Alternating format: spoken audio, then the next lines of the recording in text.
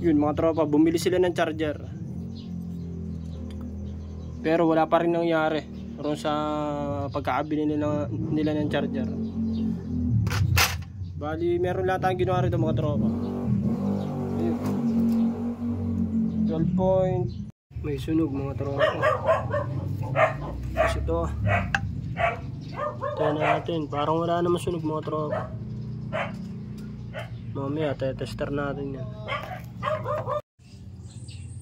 Yun mga tropa, bali pagka tinetester ko at tinetest ko mga tropa, umiilo dito. Dapat walang lalabas na kuryente dito sa lugar na to. O wala man, hindi siya mag-ground, hindi siya magdidikit yung kahit anong wire, kahit anong wiring dito sa paikot nito mga tropa. Dapat hindi to iilaw mga tropa. Kahapon kasi umiilaw to.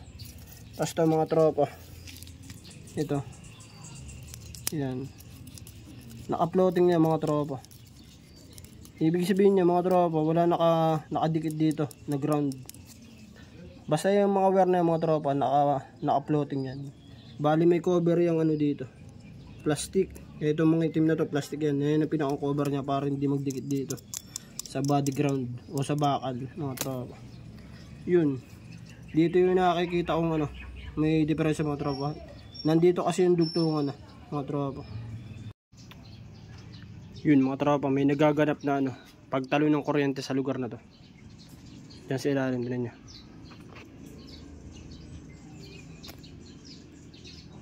Diba? Sa lugar na yun, sunog.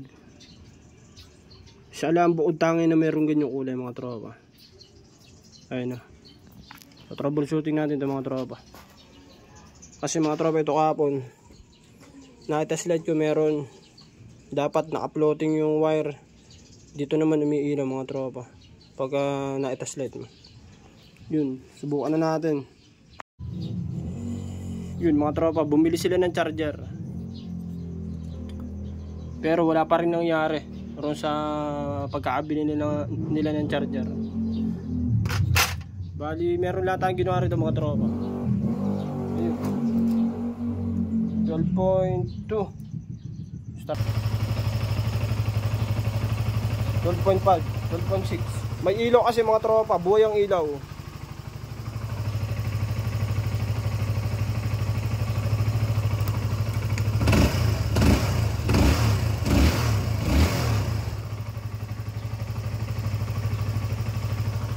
Yung kasing ilaw, umaasa rin sa battery mga tropa, umaasa rin sa battery, kaya medyo nababagalan siya magkarga.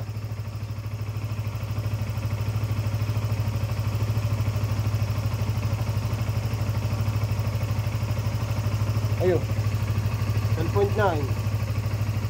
Yan natin, 13. Mga tropa, nag-13 na.